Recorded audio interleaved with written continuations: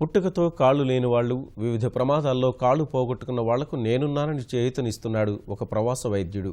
విభిన్న ప్రతిభావంతుల్లో అవిటితనాన్ని పోగొట్టి ఆత్మవిశ్వాసం నింపుతూ తమ కాళ్లపై తాము నిలబడేలా వారికి స్ఫూర్తినిస్తున్నారు.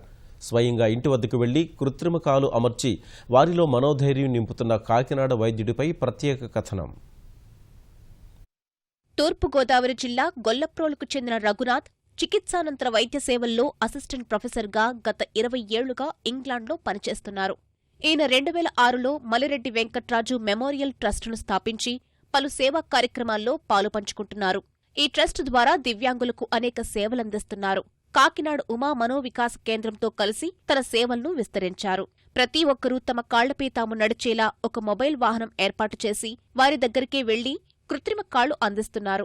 పాత కృత్రిమ కాళ్లను మరమ్మతులు చేసి వారికి సేవలు చేస్తున్నారు. ఇంగ్లాండులో ఇప్పటికీ ఈయన పలు సేవా కార్యక్రమాలకు శ్రీకారం చుట్టారు. తూర్పుగోదావరి జిల్లాలో కూడా కాళ్లు పోగొట్టుకున్న వారికి కృత్రిమ కాళ్లు అమర్చి వారిలో మనోధైర్యం నింపుతున్నారు. దానివల్ల కొంచెం కాళ్ళు పాడవి.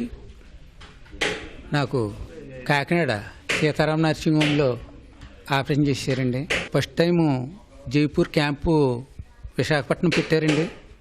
పెడితే అక్కడ ఒక కాల్ తీసుకున్నానండి నేను. నెక్స్ట్ ఇలాగ కాకినాడ రాయుడిపల్లిని ఉమా మనో వికాస్ కేంద్రం అని చెప్పారండి.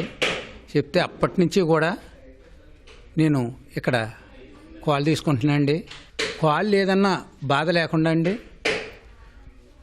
మన పనులు మన సక్రమంగా చేసుకోవటానికండి చాలా బాగుంటుందండి. రూపాయి కూడా తీసుకుంటలేదండి.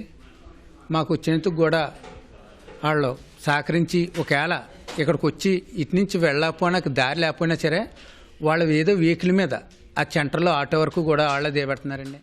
కాళ్ళు ఉన్నాయి కదమ్మా, అది రిపేర్ చేస్తున్నాము, ఫ్రీగా చేస్తున్నాము, డబ్బులు తీసుకోకుండా అని చెప్పారండి. సరే వస్తున్నామని వచ్చాము. ఇప్పుడు చాలా ఫ్రీగా ఉంటుంది.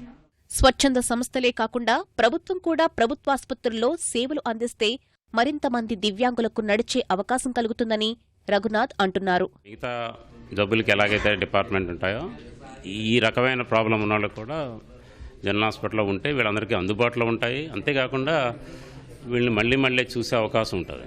పాత పేషెంట్లని రప్పించి వాళ్ళ కష్టసుఖాలు తెలుసుకుని వాళ్ళకి ఏది కావాలో అది చేస్తున్నాం అన్నమాట. ఈ అవేర్నెస్ని తీసుకొచ్చి ఈ ప్రభుత్వమే కాదు, ఈ హాస్పిటల్ అథారిటీసే కానీ వీళ్ళు కొంచెం స్పందించి ఇలాంటి వాళ్ళని కూడా మనం రెగ్యులర్గా చూడాలి, అంటే మిగతా జబ్బుల వాళ్ళనే కాదు అనే ఒక దృక్పథంతో మేము ప్రతి సంవత్సరం చేయడం జరుగుతుంది. కానీ ఇది సరిపోదండి. ఇలాంటి సంస్థలు చాలా తయారవ్వాలి. ఈ సంస్థలతోటి గవర్నమెంట్ చేయి కలపడం కానీ, గవర్నమెంట్ వాళ్ళంతటా వాళ్ళు కొత్త కొత్త ప్రతి టీచింగ్ హాస్పిటల్లో ఇలాంటివి స్టార్ట్ చేస్తే నిజంగానే ప్రజలకి చాలా ఉపయోగం ఉంటుందండి. కళ్ళకి చేసినా కాళ్ళకి చేసినా అది మీరు వాళ్ళకి నడకనిస్తున్నారు. నడకనిస్తే వాళ్ళకి జీవనోపాధి వస్తుంది. రఘునాథ్ లాంటి వైద్యులు ముందుకొచ్చి దివ్యాంగులకు మరిన్ని సేవలు అందించాలని పలువురు కోరుతున్నారు.